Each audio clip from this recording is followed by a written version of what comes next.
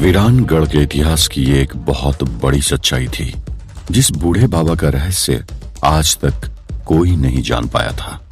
उस बूढ़े बाबा ने आज खुद सबके सामने अपनी असली आइडेंटिटी डिस्क्लोज कर दी थी। इस बात में कोई शक नहीं था कि उस मायावी जंगल पर बेताल की हुकूमत थी, लेकिन वो बेताल और कोई नहीं बल्कि सिद्धार्थ का एक गुलाम था। न जाने कितने सालों से और न जाने कितने जन्मों में वो सिद्धार्थ की गुलामी करते आया था। अब तक जो बात सिद्धार्थ को वो शैतान और मायावी जंगल के बाकी लोग कहते आ रहे थे, वो सच्चाई उसे उसके अपने पिता की आत्मा ने भी कह दी थी। इसका मतलब ये बात सच थी कि वीरानगढ़ में चल रही तबाही और बर्बादी का कारण सिर्फ और सिर्फ सिद्धार्थ ही था। जो एक लड़का कुछ ही महीनों पहले अमेरिका से पहली बार वीरानगढ़ आया था, आखिर उस लड़के का उस गांव से इतना ज्यादा गहरा रिश्ता कैसे हो सकता था कि उसकी वजह से यह पूरा गांव परेशानी झेल रहा था। अपने पिता को खो देने के बाद सिद्धार्थ की जिंदगी सचमुच बिल्कुल वीरान हो चुकी थी। उसे अब जिंदगी से कोई लगाव नहीं रह गया था। उसे समझ नहीं आ रहा था कि वो अपने ऊपर लगे इस दाग को कैसे धो पाएगा। अगर बात किसी और ने कही होती तो भी वो उसे झुठला सकता था, लेकिन इस बार वो सच्चाई खुद के पिता की आत्मा ने पूरे गांव के सामने बयां की थी। पिता को खो देने का दुख और ऊपर से ऐसी जिल्लत भरी जिंदगी जिसकी वजह से एक पूरा गांव बर्बाद होता जा रहा था। इसका अफसोस सिद्धार्थ को हद से ज्यादा कचोट रहा था। उसे अपनी जिंदगी पर लानत महसूस हो रही थी। आंसू भरी हुई आंखों के साथ उसने बूढ़े बाबा की तरफ देखा। बूढ़े बाबा जो कि अब बेताल बन चुके थे, एक ऐसा बेताल जो अपनी मर्जी से जैसा चाहे वैसा वेश बना सकता था। इतना ताकतवर बेताल खुद को सिद्धार्थ का नौकर बता रहा था, तो इसका मतलब सिद्धार्थ की असली ताकत का पता खुद सिद्धार्थ को भी नहीं था। अब अपने उस स्याह अतीत को जानने के लिए सिद्धार्थ उस बेताल की तरफ मुड़ा था, लेकिन इससे पहले उससे अंतिम संस्कार की कुछ और रस्मों को पूरा करना था। उसने अपने डैडी की अस्थियों को अस्थि कलश में इकट्ठा करना था। अपने पिता की अस्थियों को समेटते हुए सिद्धार्थ के जहन में उसे अपनी गोद में उठाते हुए उसे पिता की याद आ रही थी। उसे अच्छी तरह याद है कि वो काफी बड़ा हो गया था। तब तक उसके डैडी उसे किसी छोटे से बच्चे की तरह गोद में उठा लिया करते थे। वो आखिर अपने पिता को दे ही क्या पाया था। आज उसी की वजह से उनकी जान चली गई थी। उसके डैडी ने जिंदगी में जितना प्यार सिद्धार्थ को किया था, उतना तो उन्हें अपनी खुद की जिंदगी से भी नहीं था। तो फिर किस्मत को यह दाग सिद्धार्थ के ही माथे पर क्यों मरना था? जिस पिता ने अपने बेटे के पैरों पर कभी धूल तक नहीं लगने दी थी, उसी पिता ने सिद्धार्थ को अपने हाथों से राख कर दिया था। जिंदगी की हर एक तपन से जिस पिता ने उसे बचाया था, आज सिद्धार्थ ने उसी पिता को आग के हवाले कर दिया था। इससे ज्यादा बढ़कर दुख की बात और क्या हो सकती थी? वीरानगढ़ के लोग जो सिद्धार्थ को किसी फरिश्ते की तरह पूजने लगे थे, उनकी नजरों में अब वो हवेली के उस शैतान से कम नहीं था। उसने कलश में अस्थियों को रखते हुए अपने डैडी से एक वादा किया था कि वो अपनी मम्मी को सही सलामत उस शैतान के चंगुल से बाहर निकाल कर लाएगा। वो वीरानगढ़ को उस पुराने अभिशाप से मुक्ति दिलाएगा। लेकिन जैसा सिद्धार्थ सोच रहा था, क्या ये सब कुछ इतना आसान होने वाला था? क्योंकि वीरानगढ़ 800 साल पुराना वो खौफनाक इतिहास एक बार फिर से लौट कर आने वाला था। तो क्या वो शैतान सचमुच उस बीते हुए वक्त को दोहराने वाला था? सिद्धार्थ ने बेताल की तरफ अपनी हैरान, परेशान और दुख भरी नजरों से देखा। उसकी आंखों में हजारों सवाल थे। अगर वीरानगढ़ के इतिहास का ताल्लुक सिद्धार्थ के किसी पिछले जन्म से था, तो फिर सिद्धार्थ का जन्म वीरानगढ़ में ही क्यों नहीं हुआ? शैतान के सिद्धार्थ के मम्मी डैडी से क्या दुश्मनी थी? अगर कोई गलती सिद्धार्थ से हुई थी, तो उसका खामियाजा वीरानगढ़ का हर एक शख्स क्यों भुगत रहा था? इतने दिनों तक बूढ़े बाबा ने सिद्धार्थ से इतना बड़ा राज क्यों छुपाए रखा था? अगर बूढ़े बाबा खुद बेताल थे, तो उन्होंने सिद्धार्थ के मम्मी डैडी को मारने से क्यों नहीं बचाया? ऐसे ही और न जाने कितने सवाल थे जिनके जवाब उसे आज मिलने वाले थे। न जाने कितने रहस्यों से पर्दा उठने वाला था। बेताल अगर तुम सच में मेरे सेवक हो तो फिर आज मैं हर एक राज जानना चाहता हूं। मुझे हर एक छोटी से छोटी और बड़ी सी बात जिसका ताल्लुक वीरानगढ़ और मेरे इतिहास से है, वो जानना है मुझे, सिद्धार्थ ने बेताल से कहा। वे सभी लोग इस वक्त शमशान में खड़े थे और वीरानगढ़ के शमशान में कोई अनहोनी न हो, ये कैसे हो सकता था। उस पूरे इलाके में अचानक बहुत से छोटे छोटे बवंडर उठने लगे। तेज हवा के झोंके वहां तक पहुंचने लगे। वे बवंडर अभी वहां से थोड़ी दूरी पर उठ रहे थे, लेकिन जिस रफ्तार से वो आगे बढ़ रहे थे उससे लग रहा था वो कोई आम बवंडर नहीं थे, बल्कि शैतान का ही कारनामा था। वहां पर जैसे हालात बन रहे थे, उसके बाद उस जगह पर मौजूद रहना किसी के लिए भी सही नहीं था। अच्छा यही होता कि वो लोग वहां से लौट कर चले जाते। मैं आपको हर एक बात बताना चाहता हूं, लेकिन इससे पहले मैं चाहता हूं कि हम लोग इस कलश को लेकर यहां से गेस्ट हाउस में वापस चले जाएं, बेताल ने सिद्धार्थ से कहा। इसके बाद सिद्धार्थ ने उस कलश को उठाया और वे सभी लोग गांव की तरफ चले गए। गेस्ट हाउस में रहने वाले सभी लोग गेस्ट हाउस लौटे, जबकि बाकी लोग अपने अपने घरों को चले गए। सिद्धार्थ, अगर तुम बुरा न मानो तो मैं भी तुम्हारे साथ गेस्ट हाउस चलना चाहता हूं। मैं भी जानना चाहता हूं कि आखिर इस वीरानगढ़ का असली इतिहास है क्या। हालांकि मैं इस गांव का मुखिया हूं और मैंने इसके इतिहास के बारे में बहुत सी कहानियां सुन रखी है, लेकिन सच्चाई क्या है ये तो आज ही पता चलेगी, गांव के मुखिया ने सिद्धार्थ से कहा। सिद्धार्थ ने उन्हें अपने साथ चलने की इजाजत दे दी। वे सभी लोग कुछ ही देर में गेस्ट हाउस पहुंच गए। सबसे पहले सिद्धार्थ ने उस कलश को एक टेबल पर रखकर उसे प्रणाम किया। उसने मुखिया जी और बेताल के बताए अनुसार उस कलश का जैसे भी पूजन करना था वो किया और एक दिया जलाया। सिद्धार्थ खुद को संभालने की कोशिश कर रहा था, लेकिन चाहकर भी अपने आंसुओं को नहीं रोक पा रहा था। थोड़ी थोड़ी देर बाद सिसकियां लेकर रोने लगता था। उसकी हालत देखकर गौरी भी लगातार रोते जा रही थी। उस दिन पूरी की जाने वाले सभी रस्मों रिवाज को निपटा लेने के बाद गेस्ट हाउस के डाइनिंग हॉल में वे सभी लोग बैठ गए। फिर बेताल ने वीरानगढ़ का इतिहास बताना शुरू किया। ये 800 साल पहले की बात है। आज जो जगह वीरानगढ़ कहलाती है वो उस वक्त एक बहुत ही समृद्ध जगह हुआ करती थी। हालांकि आसपास की ये जगह भी रेगिस्तान से घिरी हुई थी, लेकिन इसके बावजूद भी यहाँ की जमीन बहुत उपजाऊ थी। हर जगह के मुकाबले पानी की भी यहाँ कोई किल्लत नहीं थी।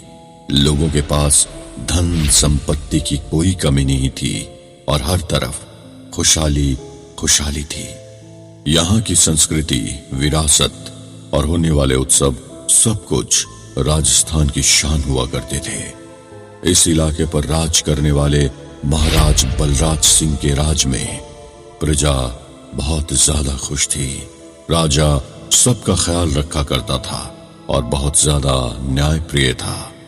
राजा होने के नाते वो हर वक्त अपनी प्रजा की भलाई के लिए नित्य नए काम किया करता था। गांव की गलियां, बाजार, लोगों के घर, मंदिर, चौक चौराहे, सब कुछ बाहर से आने वाले लोगों को भी काफी लुभाया करते थे। राजा बलराज सिंह का बेटा कुंवर देवराज सिंह था, जो कि गद्दी का होने वाला वारिस था। राजा बलराज सिंह की तरह ही कुंवर देवराज सिंह भी ताकतवर, समझदार, देखने में सुंदर और न्यायप्रिय था। महाराजा बलराज सिंह के हमेशा कोशिश रहती थी कि किसी भी व्यक्ति के साथ कभी भी अन्याय न हो। जब उन्हें इस बात का एहसास हुआ कि कुंवर के विवाह की उम्र हो चुकी है, तो उन्होंने अपने बेटे के लिए एक बहुत ही सुंदर, सुशील और समझदार राजकुमारी को बहू के रूप में चुना। आखिर कुंवर देवराज को जल्द युवराज के पद पर बैठाया जाना था। देवराज सिंह की होने वाली पत्नी का नाम रूपमती था, जिसके रूप, गुण और बुद्धि के चर्चे दूर दूर तक फैले हुए थे। बड़े से बड़ा योद्धा और तमाम बड़े राजा उस राजकुमारी को अपनी रानी बनाकर रखना चाहते थे, लेकिन उसे हासिल कर पाना भी इतना आसान नहीं था, क्योंकि वो बहुत ज्यादा खूबसूरत थी। तो उसे अपनी खूबसूरती पर घमंड ना हो, ऐसा कैसे हो सकता था? एक ऐसा दौर था जब राजस्थान में भी लड़कियों को अपनी पसंद का लड़का चुनने की पूरी आजादी थी। वो तब तक किसी लड़के को अपना जीवन साथी नहीं बनाना चाहती थी जब तक वो उसके ज्ञान की ठीक तरह से परीक्षा न ले ले, क्योंकि उसने सुन रखा था कि कुंवर देवराज के ज्ञान और युद्ध कौशल का कोई मुकाबला नहीं था। इसलिए वो अपने आप ही उससे विवाह करने के लिए तैयार हो गई थी। लेकिन अपने विवाह की पहली ही रात अपने पति के साथ वैवाहिक संबंध स्थापित करने से पहले वो कुंवर देवराज की बुद्धि की परीक्षा लेना चाहती थी। तो आखिर कुंवर क्या उस परीक्षा में खरे उतरे? क्या राजकुमारी रूपमती से विवाह करने का उनका फैसला सही था? इस कहानी का वीरानगढ़ के बर्बाद इतिहास से क्या लेना देना था? क्या इस कहानी में जो कुंवर देवराज था, क्या वही आज की दुनिया में सिद्धार्थ था? क्या वो राजकुमारी गौरी ही थी? जानने के लिए सुनते रहिए वीरानगढ़ के इतिहास की महागाथा। कुंवर देवराज की हर तरह की खूबी को जान लेने और परख लेने के बाद ही राजकुमारी रूपमती का हाथ देवराज के हाथों में देने के लिए राजकुमारी के परिवार ने सहमति जताई थी। इस बात का भी पूरी तरह ख्याल रखा गया था कि विवाह में वधू की भी मंजूरी को तवज्जो दी जाए। जब एक बार राजकुमारी रूपमती की राय ले ली गई तो विवाह की तैयारी शुरू की गई।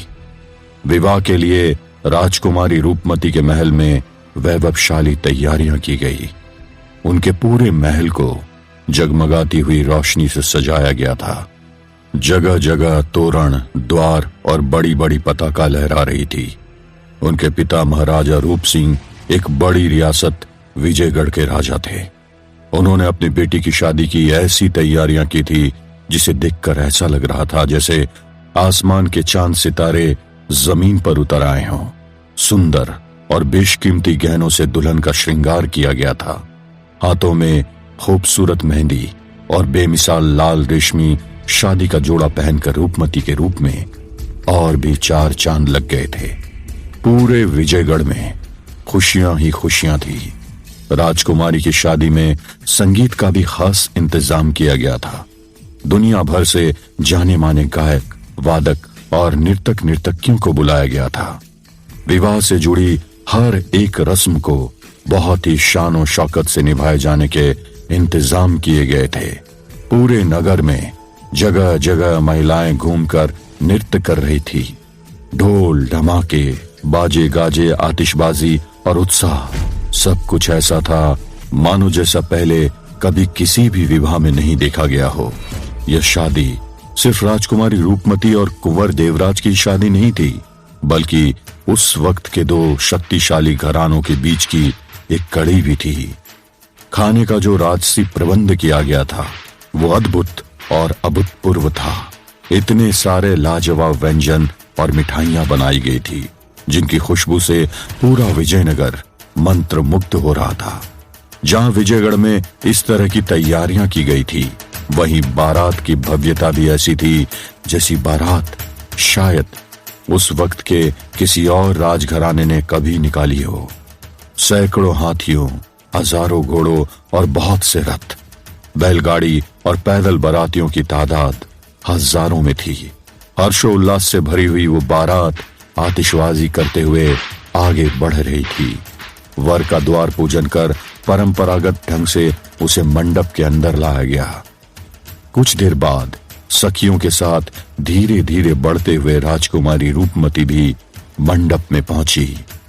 प्राचीन परंपरा को निभाते हुए, सारे रीति रिवाजों को मानते हुए कुंवर देवराज सिंह ने राजकुमारी रूपमती की मांग में सिंदूर भरा और उन्हें मंगलसूत्र पहनाया। दोनों ही ओर से आए राजपुरोहितों के सानिध्य में विवाह संपन्न हुआ। विदाई के वक्त राजकुमारी के साथ उनकी सैकड़ों दासियों को भी उनके साथ वीरानगढ़ के लिए रवाना किया गया। बहुत ही खूबसूरत डोली सजाई गई। दहेज में उपहार के तौर पर हीरे जवाहरात से भरी कई थाले, सोने चांदी के बर्तन, मोतियों की मालाएं और अनगिनत हाथी घोड़े वीरानगढ़ के लिए रवाना कराए गए। काफी लंबा सफर तय करके बारात दूसरे दिन वीरानगढ़ पहुंची। जिस शानो शौकत से बारातियों का स्वागत विजयगढ़ में किया गया था, वैसा ही भव्य नजारा उस वक्त वीरानगढ़ में भी देखने को मिल रहा था, जहां नई नवेली बहू रूपमती के स्वागत के लिए पूरे वीर आंगन में पलक पावड़े बिछा रखे थे। भव्य स्वागत समारोह का आयोजन कराया गया था। राजकुमारी का वीरानगढ़ में प्रवेश हुआ। परंपरा के अनुसार विवाह के बाद नववधू को पहले सुबह उठकर गांव के पुराने मंदिर में पूजन करना होता था और अपने हाथों बनाए भोजन का भोग लगाना होता था। इस पूजन को राजपुरोहित की बताई गई विधि के अनुसार संपन्न कराया जाता था। जब राजकुमारी रूपमती को मंदिर ले जाया गया तो वहां उस वक्त के जो पुरोहित थे वो और कोई नहीं, खुद बेताल या बूढ़े बाबा ही थे, जो कि इस वक्त सिद्धार्थ को सारी कहानी सुना रहे थे। उस बेताल ने आगे बताया कि वो उस वक्त एक बेताल न होकर वीरानगढ़ का मुख्य राजपुरोहित हुआ करता था। उस वक्त वीरानगढ़ एक बहुत बड़ा साम्राज्य हुआ करता था। वहां के कुछ कायदे और रस्मों रिवाज थे जिन्हें हर किसी को मानना ही पड़ता था। राजपुरोहित का दर्जा महाराज से कम नहीं आंका जाता था। वे जो कहते थे उस पर किसी को तर्क वितर्क करने की इजाजत नहीं दी गई थी। उस दौरान एक परंपरा हुआ करती थी जिसके हिसाब से नववधू से उसकी बुद्धिमत्ता को जांचने के लिए कुछ प्रश्न किए जाते थे, जिनके उत्तर देने से पता चल जाता था कि उनके ज्ञान का स्तर क्या है। इसमें एक और शर्त रखी जाती थी कि नववधू को सिर्फ एक ही बार में तर्क संगत जवाब देकर अपने उत्तर का पक्ष स्पष्ट करना होगा। जब राजकुमारी मंदिर के अंदर गई तो परंपरा के अनुसार पूजन करवाने के पश्चात राजपुरोहित ने अपना पहला प्रश्न किया। राजकुमारी जी, बताइए ऐसी कौन सी चीज होती है जो जल से भी पतली होती है? राजकुमारी रूपमती सिर्फ नाम की ही रूपमती नहीं थी, बल्कि उनके गुण, ज्ञान और कौशल के चर्चे भी मशहूर थे। और जैसा कि उनके बारे में कहा जाता था, उन्होंने कुछ ही पलों में अपना जवाब दिया। जवाब सुनते ही राजपुरोहित के चेहरे पर मुस्कान आ गई। उन्होंने जवाब दिया, जल से पतला? ज्ञान है। बिल्कुल सही राजकुमारी, हमें आपसे यही उम्मीद थी। राजपुरोहित ने कहा, अब हम आपसे दूसरा प्रश्न पूछते हैं। यह कहते हुए राजपुरोहित ने दूसरा प्रश्न किया, बताइए अग्नि से भी तेज तपन किस चीज में होती है? इस सवाल को सुनने के बाद कुछ देर के लिए राजकुमारी थोड़ी सोच में पड़ गई, लेकिन जल्द ही उन्होंने जवाब दिया, क्रोध या गुस्से की तपन अग्नि से भी तेज होती है। आग तो केवल कुछ हिस्से को तबाह करते हैं, लेकिन क्रोध पर नियंत्रण न रखा जाए तो इसे बहुत कुछ बर्बाद कर सकता है। रानी रूपमती ने अपना दूसरा जवाब देते हुए कहा। इसके बाद उनसे तीसरा सवाल पूछा गया कि काजल से भी काला क्या होता है? और जैसे ही प्रश्न खत्म हुआ, रानी ने तुरंत उत्तर दिया, कलंकता काजल से भी काली होती है। यह दिखाई नहीं देती, लेकिन अगर एक बार कालिक लग गई तो इंसान किसी को मुंह दिखाने के काबिल नहीं रहता। कुछ इस तरह से रानी रूपमती ने अपने बुद्धि कौशल का प्रदर्शन किया था, जिससे राजगुरु के साथ साथ सारी प्रजा भी उनकी प्रशंसक बन गई थी। इसके बाद राजपुरोहित ने पूरे विधि विधान से नववधू को राजमुकुट पहनाया और इसके साथ ही वो वीरानगढ़ की छोटी रानी बन गई। इसके बाद रानी का महल में प्रवेश करवाया गया, जो कि आज वीरानगढ़ की भूतिया हवेली के नाम से जाना जाता है। नववधू के गृह प्रवेश के वक्त हवेली के मुख्य द्वार पर आकर्षक रंगोली बनाई गई थी। उम्र में बड़ी तमाम महिलाएं नववधू के स्वागत के लिए द्वार पर थाल लेकर खड़ी थी। अन्य से भरा हुआ एक कलश मुख्य द्वार पर रखा गया था, जिसे नववधू को अपने पैरों से गिराकर अंदर जाना था। आगे एक थाल में आलता खोलकर रख दिया गया था, जिससे नववधू के पैरों के निशान घर के अंदर बनते हुए चले जाएं। इसके बाद उस बेताल ने आगे बताया कि नववधू के परंपरागत गृह प्रवेश कराने के बाद राजपुरोहित सभी लोगों से छुपते छुपाते हुए सुनसान जंगल से होते हुए एक रहस्यमयी गुफा के अंदर चला गया। वो जंगल हद से भी ज्यादा डरावनी थी, जहां पर कोई भी आया जाया नहीं करता था। हर काले कारनामे से प्रसिद्ध था वो जंगल। तो फिर ऐसा क्या हुआ था कि इतने बड़े विरासत के राजपुरोहित को ऐसे आधी रात में उस जंगल में जाना पड़ा? क्या इसके पीछे एक बहुत बड़े षड्यंत्र को अंजाम दिया जा रहा था। राजपुरोहित उस जगह पर जाते वक्त इस बात का ठीक से मुआयना कर लिया करते थे कि उन्हें कोई देख तो नहीं रहा है। एक तरफ जहां राजपुरोहित उस रहस्यमय गुफा में प्रवेश कर रहे थे, वहीं राजमहल यानी हवेली में एक अनहोनी होने वाली थी। नववधु के कदमों से जिस आलते के शुभ निशान महल के अंदर जाने थे, उनके थाल में कदम रखते ही काला पड़ गया। ये एक बहुत बड़ा अपशकुन था। शायद नववधु के कदमों से बने उन काले निशानों से ही वीरानगढ़ की बदकिस्मती की दास्तान शुरू होने वाली थी। इस अपशकुन को देखते ही सारे राजमहल में हो हल्ला मच गया। इस घटना के होने से एक पल के लिए राजमहल में चल रहा उत्सव कुछ पल के लिए थम गया था, पर भला इस बारे में कोई कर भी क्या सकता था। कुछ महिलाएं बात करने लगी कि अगर इस वक्त राजपुरोहित वहां मौजूद होते तो शायद वे कुछ बता पाते या आने वाली मुसीबत से बचने का उपाय कर पाते। लेकिन लोगों के दिल की धड़कन उस वक्त बहुत तेज हो गई जब कुछ ही देर बाद जोर जोर से बादल गरजने लगे, बिजली चमकने लगी और खतरनाक आंधियां चलने लगी। अचानक बेमौसम तेज बारिश होने लगी। सिर्फ वीरानगढ़ के आम लोग ही नहीं, बल्कि महाराजा महारानी और राज परिवार के सब लोग भी डरने लगे थे। ऐसा आंधी तूफान और जोरदार बरसात वीरानगढ़ में इससे पहले कभी नहीं देखी गई थी। महल के बड़े बड़े दरवाजे जोर जोर से पटकाने लगे। दिए के साथ साथ महल में जल रही मशालें भी बुझने लगी। हर तरफ अंधेरा छाने लगा और रात होने के पहले ही वीरानगढ़ को अंधेरे ने निगल लिया। उधर लोग इस बात के वक्त राजपुरोहित को याद कर रहे थे और वहां उस रहस्यमयी गुफा के अंदर वो राजपुरोहित किसी से कुछ कह रहा था। अब समय आ चुका है, वो आ गई है, हमें भी अपना दांव खेलना शुरू करना होगा। राज परिवार की छोटी रानी ही बनेगी हमारी खेल की कठपुतली, जिससे सब सुहा होने वाला है। आखिर वो कौन सा दांव था जो राजपुरोहित खेलने वाले थे? वो आ चुकी है। इसका मतलब क्या था? क्या ये जो भी अनहोनी घटनाएं हो रही थी, उनके पीछे राजपुरोहित का एक षड्यंत्र था? क्या सचमुच राजकुमारी रूपमती वीरानगढ़ की तबाही लाने वाली थी? और ये राजपुरोहित किससे बात कर रहा था? कौन था इन सब के पीछे का मास्टरमाइंड? जानने के लिए सुनते रहिए वीरानगढ़ की गाथा।